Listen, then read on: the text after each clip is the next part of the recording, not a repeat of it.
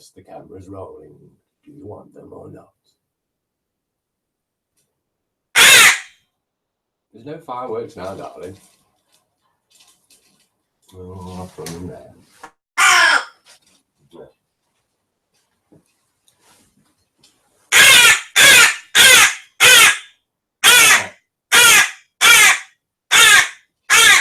Good evening and welcome to this special Halloween edition of Wong Crow and Herman Presents. Maybe she'll calm down a little bit, but as I said on the Facebook page, she was getting a little bit stressed out because of all the fireworks. Could be the hood, actually. Okay, we'll ditch the hood. Yeah? Okay.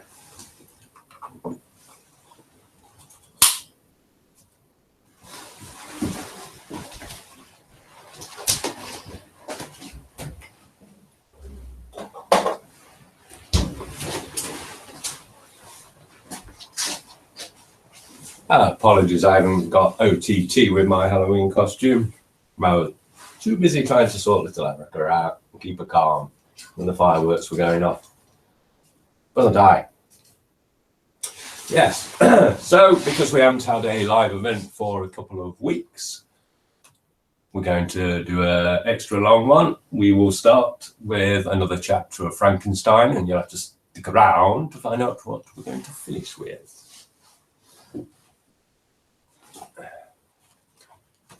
Not much of it. Yeah, my costume, if anything, would be kind of Rasputin from Hellboy. I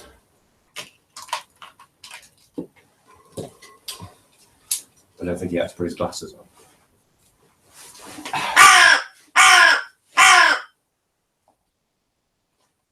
Yeah. Do you want your chapter then, sweetheart?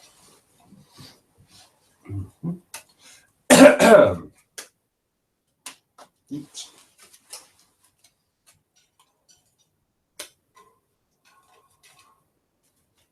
Is that the right one?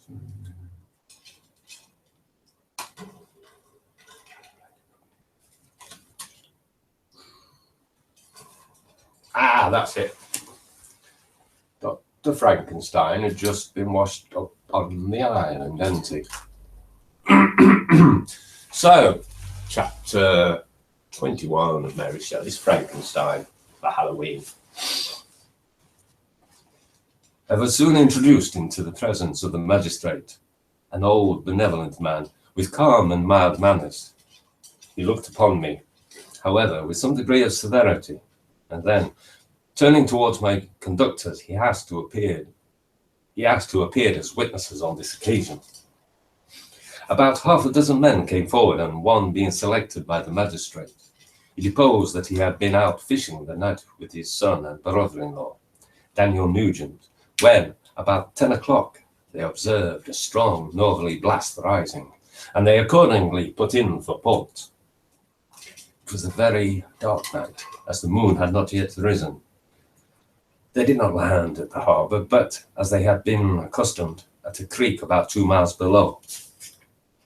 He walked on first, carrying a part of the fishing tackle, and his companions followed him at some distance. As he was proceeding along the sands, he struck his foot against something, and fell at his length on the ground. His companions came up to assist him, and by the light of their lantern, they found that he had fallen on the body of a man, who was, to all appearance, dead. Their first supposition was that it was the corpse of some person who had been drowned and was thrown on shore by the waves.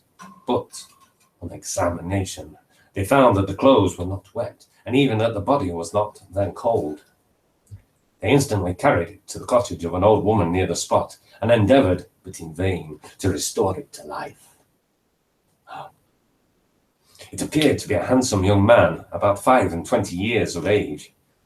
He had apparently been strangled, for there was no sign of any violence, except the black mark of fingers on his neck. The first part of this deposition did not in the least interest me, but when the mark of the fingers was mentioned, I remembered the murder of my brother and felt myself extremely agitated. My limbs trembled and a mist came over my eyes, which obliged me to lean on a chair for support. The magistrate observed me with a keen eye and, of course, drew an unfavourable augury from my manner.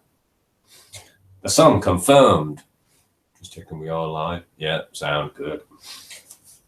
The son confirmed his father's account, but when Daniel Nugent was called, he swore positively that, just before the fall of his companion, he saw a boat with a single man in it, at a short distance from the shore, and, as far as he could judge by the light of a few stars, it was the same boat in which I had just landed. A woman deposed that she lived near the beach and was standing at the door of her cottage, waiting for the return of the fisherman, about an hour before she heard of the discovery of the body. When she saw a boat, with only one man in it, push off from the part of the shore where the corpse was afterwards found. Another woman confirmed the account of the fisherman having brought the body into her house. It was not cold. They put it into a bed and rubbed it, and Daniel went to the town for an apothecary. But life was quite gone. Several other men were examined concerning my landing, and they agreed that, with the strong north wind that had arisen during the night, it was very probable that I had beaten about for many hours and had been obliged to return nearly to the same spot from which I had departed. Besides, they observed that it appeared that I had brought the body from another place, and it was likely that, as I did not appear to know the shore, I might have put into the harbour ignorant of the distance of the town, from the place where I had deposited the corpse.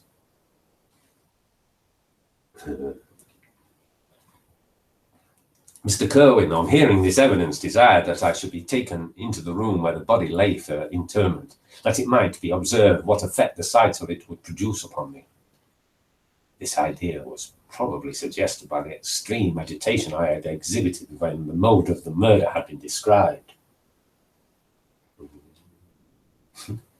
I was accordingly conducted by the magistrate and several other persons to the inn. I could not help being struck by the strange coincidences that had taken place during that eventful night.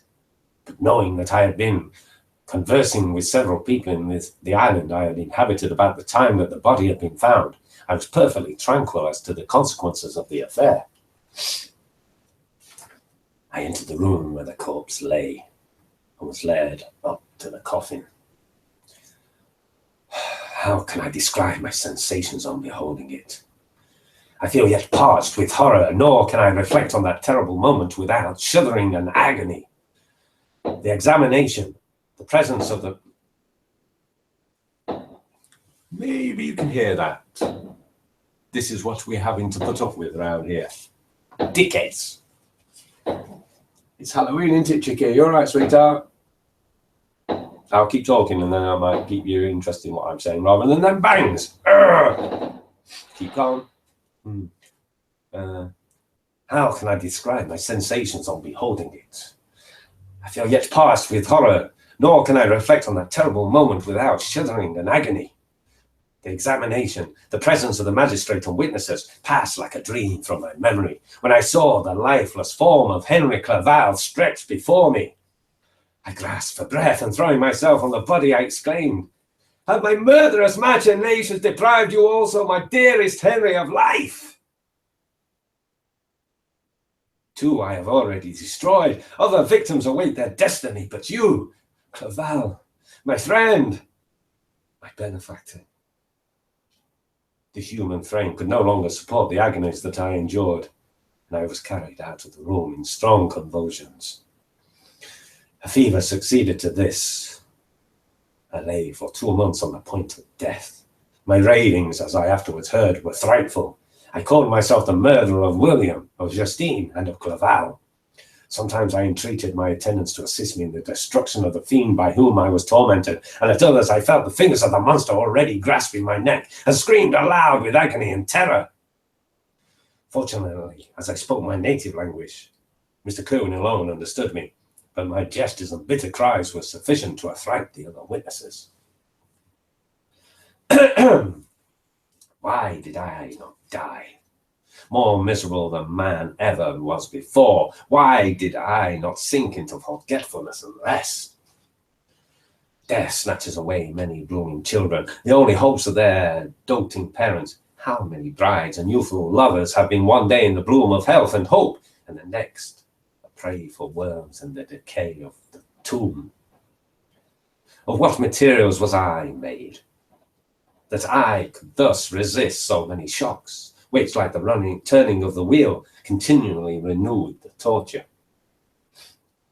But I was doomed to live, and in 2 months found myself as awakening from a dream in a prison, stretched on a wretched bed, surrounded by jailers, turnkeys, bolts, and all the miserable apparatus of a dungeon.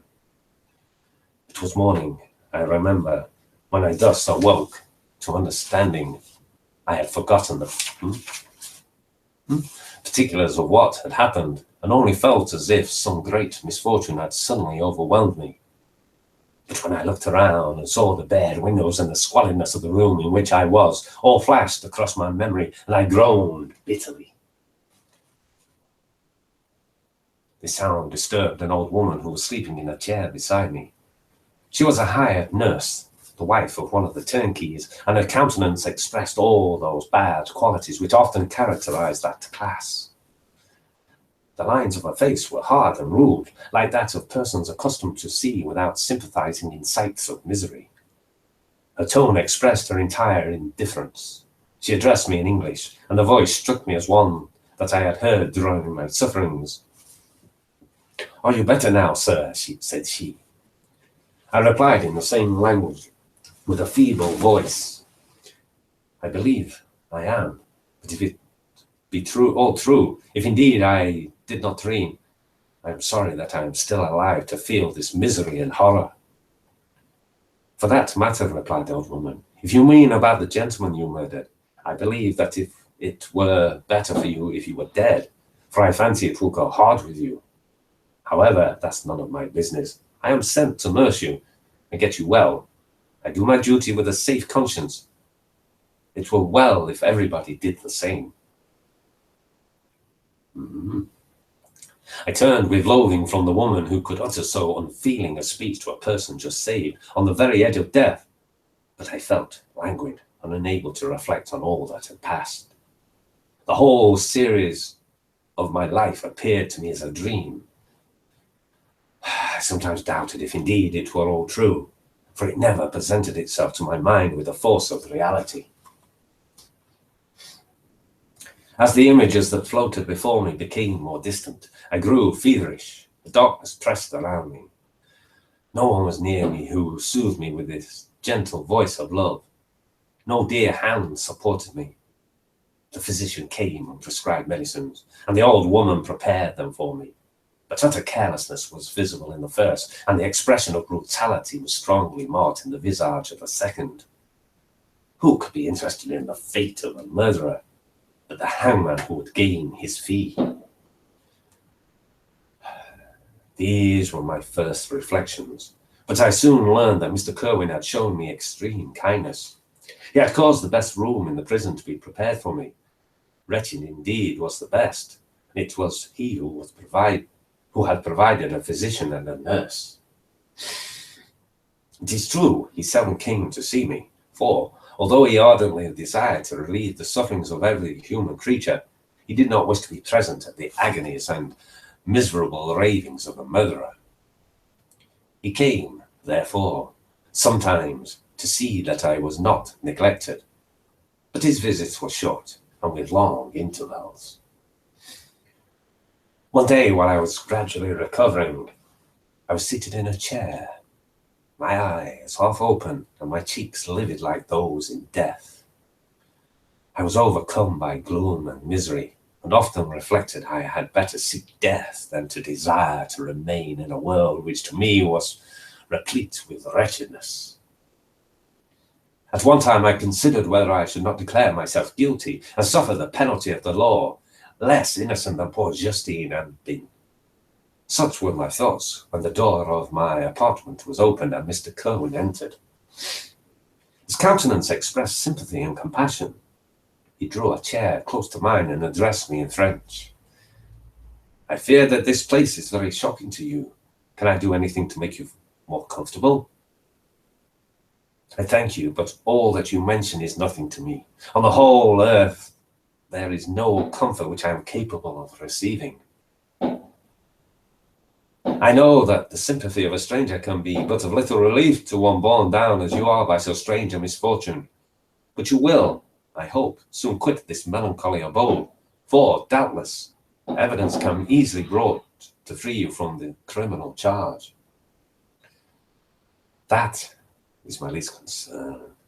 I am, by a course of strange events, become the most miserable of mortals. Persecuted and tortured as I am and have been, can death be any evil to me? Nothing indeed could be more unfortunate and agonizing than the strange chances that you lately occurred. You were thrown by some surprising accident on this shore renowned for its hospitality, seized immediately and charged with murder. Mother, I think I went into Scottish then. The first sight that was presented to your eyes was the body of your friend, murdered in so unaccountable a manner, and placed, as it were, by some fiend across your path. As Mr. Curwen said this, notwithstanding the agitation I endured on this retrospect of my sufferings, I also felt considerable surprise at the knowledge he seemed to possess concerning me. I suppose some astonishment was exhibited in my countenance, for Mr. Curwen hastened to say, immediately upon your being taken ill, all the papers that were on your person were brought me, and I examined them that I might discover some trace by which I could send to your relations an account of your misfortune and illness. I found several letters and, among others, one which I discovered from its commencement to be from your father. I instantly wrote to Geneva. Nearly 2 months have elapsed since the departure of my letter. But you are ill. Even now you tremble. You are unfit for agitation of any kind. This suspense is 1,000 times worse than the most horrible event. Tell me what new scene of death has been acted, and whose murder I am now to lament. The family is perfectly well, said Mr. Curwen with gentleness, as someone, a friend, has come to visit you. I know not by what chain of thoughts the idea presented itself, but it instantly darted into my mind that the murderer had come to mock at my misery and taunt me with the death of Clerval as a new incitement for me to comply with his hellish desires. I put my hand before my eyes and cried out in agony, "Ah, take him away! I cannot see him. For God's sake, do not let him enter." Mr. Curwen regarded me with a troubled countenance. I could not help regarding my exclamation as a presumption of my guilt, and said in a rather severe tone, "I should have thought, young man, that the presence of your father would have been welcomed instead of inspiring such violent repugnance." "My father?" cried I, while every feature and every muscle was relaxed from anguish to pleasure. "Is my father indeed come? How kind, how very kind! But where is he? Why does he not hasten to me?" My change of manner surprised and pleased the magistrate. Perhaps he thought that my former exclamation was a momentary return of delirium, and now he instantly resumed his former benevolence. He rose and quitted the room with my nurse, and in a moment my father entered it. Nothing at this moment could have given me greater pleasure than the arrival of my father. I stretched out my hand to him and cried, "Are you that saint? And Elizabeth? And Ernest?" My father calmed me on these subjects, so interesting to my heart to raise my desponding spirits. But he soon felt that a prison cannot be the abode of cheerfulness. "What a place is this that you inhabit, my son," said he, looking mournfully at the barred windows and wretched appearance of the room. "You travel to seek happiness, but a fatality seems to pursue you. And poor Clerval." The name of my unfortunate and murdered friend was an agitation too great to be endured in my weak state. I shed tears. Alas, yes, my father, replied I. Some destiny of the most horrible kind hangs over me, and I must live to fulfill it. Or surely I should have died on the coffin of Henry. You're doing very well, darling. You're saying it's like Beirut out there in a minute. I'm not sure if that's a good reference anymore, but it was 20 years ago. We were not allowed to converse for any length of time, for that precarious state of my health rendered every precaution necessary that could ensure tranquility. Mr. Kerwin came in and insisted that my strength should not be exhausted by too much exertion. But the appearance of my father was to me like that of my good angel, and I gradually recovered my health. As my sickness quitted me, I was absorbed by a gloomy and black melancholy that nothing could dissipate. The image of Clerval was forever before me, ghastly and murdered. More than once the agitation into which these reflections threw me made my friends dread a dangerous relapse. Alas,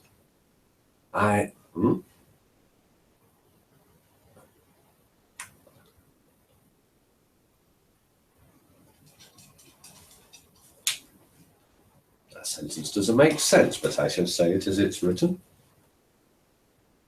Alas, why did they preserve so miserable and detested a life? Surely it shouldn't be I, shouldn't it? Yeah, we'll scrub the I out. Alas, why did they preserve so miserable and detested a life? It was surely that I might fulfill my destiny, which is now drawing to a close. Soon, oh, very soon, will death extinguish these throbbings and relieve me from the mighty weight of anguish that bears me to the dust. And in executing the award of justice, I shall also sink to rest. Then the appearance of death was distant, although the wish was ever present to my thoughts, and I often sat for hours motionless and speechless, wishing for some mighty revolution that might bury me and might destroy its ruins. The season of the Assizes approached. I had already been 3 months in the prison, and although I was still weak and in continual danger of a relapse, I was obliged to travel nearly 100 miles to the county town where the court was held. Mr. Kerwin charged himself with every care of collecting witnesses and arranging my defense. I was spared the disgrace of appearing publicly as a criminal, as the case was not brought before the court that decides on life and death. The grand jury rejected the bill on it, being proved that I was on the Orkney Islands at the hour the body of my friend was found, and a fortnight after my removal I was liberated from prison.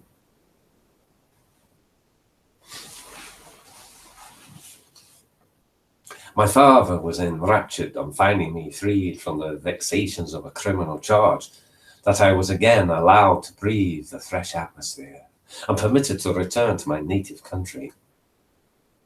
I did not participate in these feelings, for to me the walls of a dungeon or a palace were alike hateful.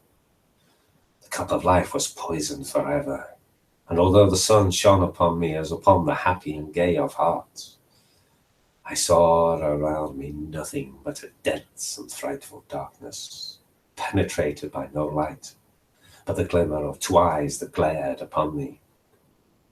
Sometimes they were the expressive eyes of Henry languishing in death, the dark orbs nearly covered by the lids, the long black lashes that fringed them.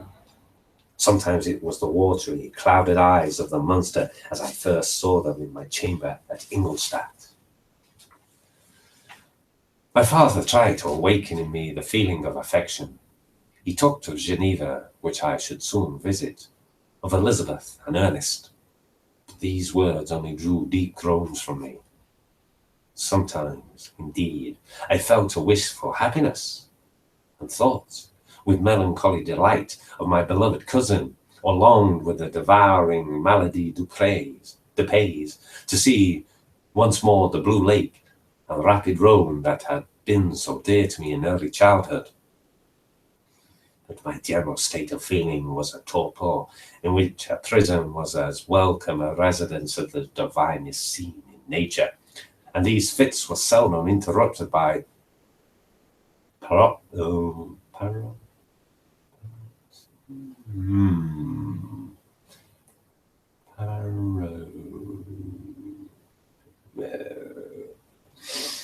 that word I'm not going to be able to pronounce, but I'll give it another go. And these fits were seldom interrupted, but by paroxysms of anguish and despair. Paroxysms? Maybe. At the first moment, lost it. At these moments, I often endeavored to put an end to the existence I loathed, and it required unceasing attendance and vigilance to restrain me from committing some dreadful act of violence. Yet one duty remained to me, the recollection of which finally triumphed over my selfish despair. It was not necessary that I should return without delay to Geneva, there to watch over the lives of those I so fondly loved, and to lie in wait for the murderer.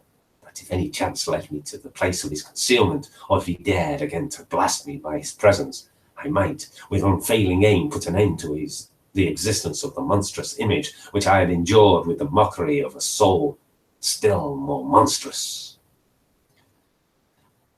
My father still desired to delay our departure, fearful that I could not sustain the fatigues of the journey, for I was a shattered wreck, the shadow of a human being.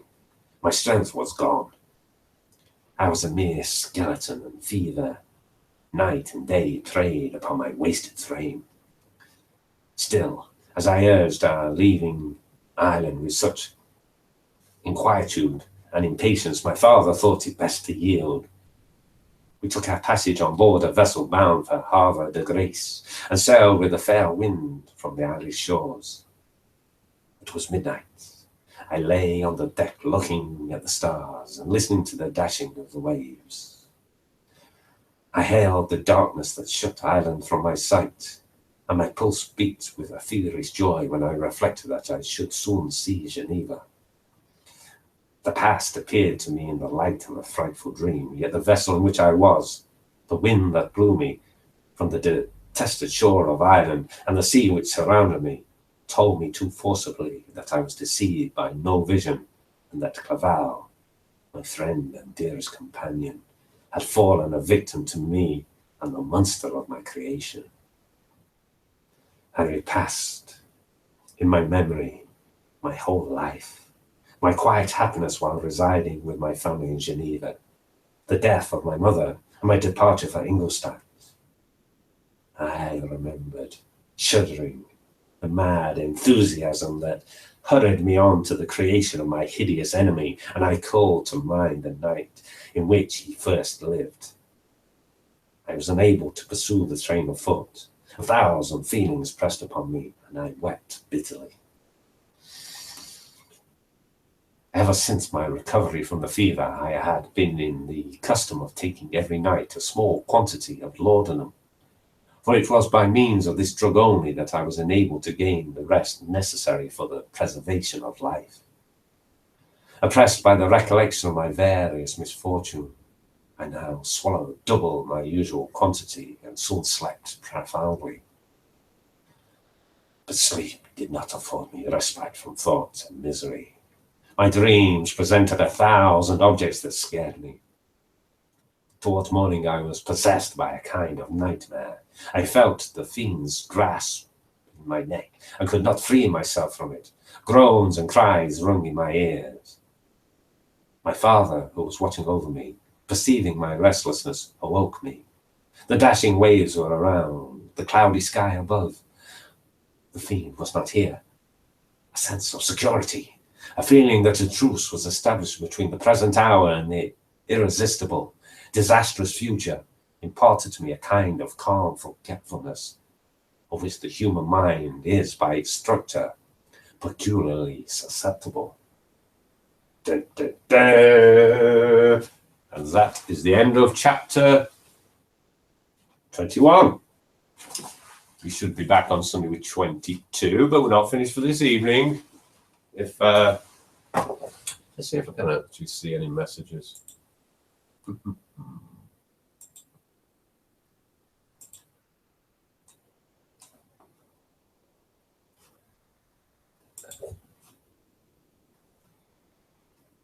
I need to think of that before. Can't see the messages if I mute the live video, I think. Hope we're not getting some weird stuff going on.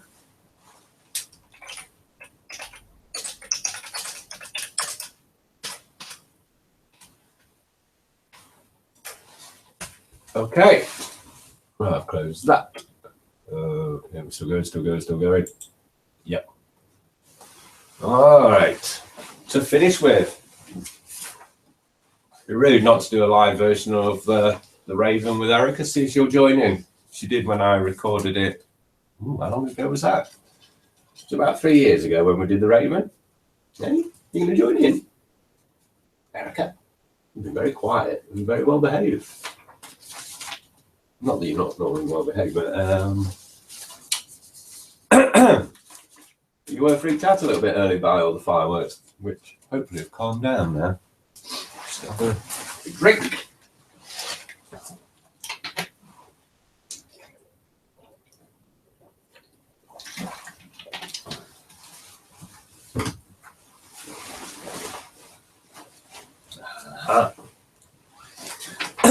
Edgar Allan Poe's The Raven. Once upon a midnight dreary, while I pondered, weak and weary, over many a quaint and curious volume of forgotten lore, while I nodded, nearly napping, suddenly there came a tapping, as of someone gently rapping at my chamber door. "'Tis some visitor," I muttered, tapping at my chamber door. "Only this, and nothing more." Distinctly I remember, it was in the bleak December, and each separate dying ember wrought its ghost upon the floor. Eagerly I wished the morrow, vainly I had sought to borrow from my book surcease of sorrow for the lost Lenore. For the rare and radiant maiden whom the angels name Lenore, nameless here forevermore. And the silken, sad, uncertain rustling of each purple curtain filled me with fantastic terrors never felt before, so that now, to still the beating of my heart, I stood repeating, "'Tis some visitor entreating entrance at my chamber door. Some late visitor entreating entrance at my chamber door. This it is, and nothing more." Presently my soul grew stronger, hesitating then no longer. "Sir," said I, "for madam, truly your forgiveness I implore. But the fact is I was napping, and so gently you came rapping, and so faintly you came tapping at my chamber door, that I scarce was sure I heard you. Here I opened wide the door. Darkness there, and nothing more. Deep into that darkness peering, long I stood there, wondering, fearing, doubting, dreaming dreams no mortal ever dared to dream before. But the silence was unbroken, and the stillness gave no token, and the only word there spoken was the whispered word, Lenore. This I whispered, and an echo murmured back the word, Lenore. Merely this, and nothing more. Back into the chamber turning, all my soul within me burning. Soon again I heard a tapping somewhat louder than before. But the silence... Hang on. Yeah. "Surely," said I, "surely this is something at my window lattice. Let me see then what thereat is." and this mystery explore. Let my heart be still a moment and this mystery explore. 'Tis the wind and nothing more. Open here, I flung the shutter, when with many a flirt and flutter, in there stepped a stately raven of the saintly days of yore. Not the least obeisance made he, not a minute stopped or stayed he, but with the mien of lord or lady, perched above my chamber door, perched upon a bust of Pallas just above my chamber door, perched and sat, and nothing more. Then this ebony bird beguiling my sad fancy into smiling by the grave and stern decorum of the countenance it wore. Though thy crest be shorn and shaven, thou, I said, art sure no craven, ghastly, grim, and ancient raven, wandering from the nightly shore. Tell me what thy lordly name is on the night's Plutonian shore. Quoth the raven, nevermore. You're not joining in yet. But the raven, sitting lonely on the placid bust, spoke only that one word, as if his soul in that one word he did outpour. Nothing farther than he uttered, not a feather then he fluttered, till I scarcely more than muttered, other fiends have flown before, on the morrow he will leave me as my hopes have flown before. Then the bird said, nevermore. Startled at the stillness broken by a reply so aptly spoken.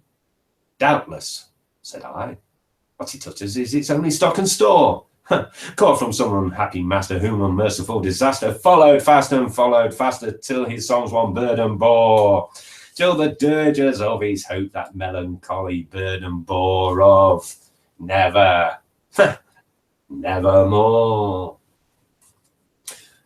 But the raven, still beguiling all my fancy into smiling, straight I willed a cushioned seat in front of bird and bust and door. Then upon the velvet sinking, I betook myself to linking fancy unto fancy, thinking what this ominous bird of yore, what this grim, ungainly, ghastly, gaunt and ominous bird of yore meant in croaking, nevermore. This I sat engaged in guessing, but no syllable expressing, to the fowl whose fiery eyes now burn into my bosom's core. This and more I sat divining, with my head at ease reclining on the cushion's velvet lining that the lamplight gloated o'er, but whose velvet violet lining with the lamplight gloating o'er she shall press, nevermore. Then methought the air grew denser, perfumed from an unseen censer, swung by seraphim whose footfalls tinkled on the tufted floor. Wretch, I cried, thy God have lent thee, by these angels he have sent thee, respite, respite and nepenthe from thy memories of Lenore. Quaff, oh, quaff this kind nepenthe and forget this lost Lenore. Quoth the raven, nevermore.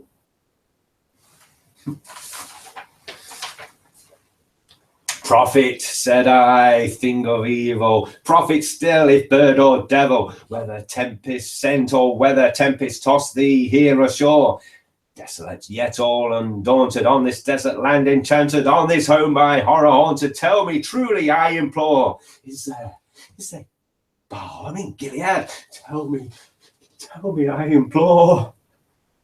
Quoth the raven, nevermore.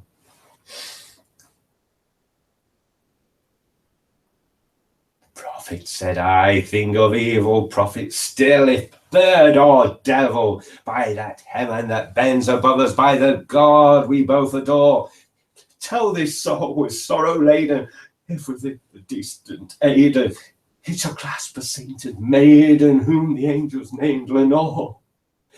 Clasp a rare and radiant maiden whom the angels named Lenore. Quoth the raven, nevermore. Be that word a sign of parting, bird or fiend, I shrieked up starting. Get thee back into the tempest and the night's Plutonian shore. Leave no black plume as a token of thy lie, thy soul hath spoken. Leave my loneliness unbroken, quit the bust above my door. Take thy beak from out my heart and take thy form from off my door. Quoth the raven, nevermore. And the raven, never flitting, still is sitting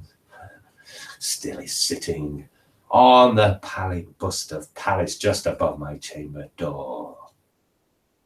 And his eyes have all the seeming of a demon's that is dreaming, and the lamplight o'er him streaming throws his shadow on the floor.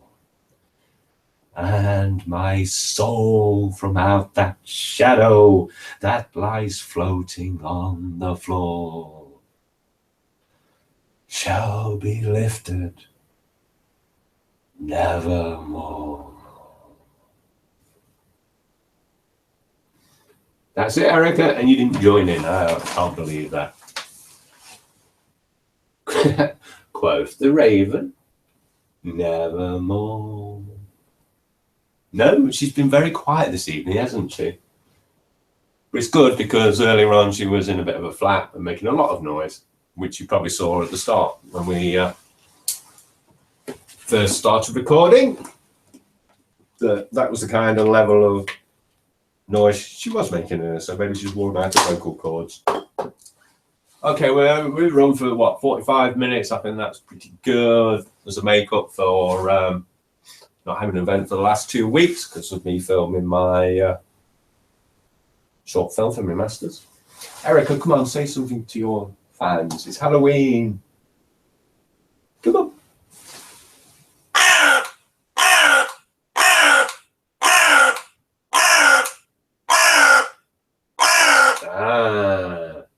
There we go. Happy Halloween from me and from Erica, and we are logging out. Good night.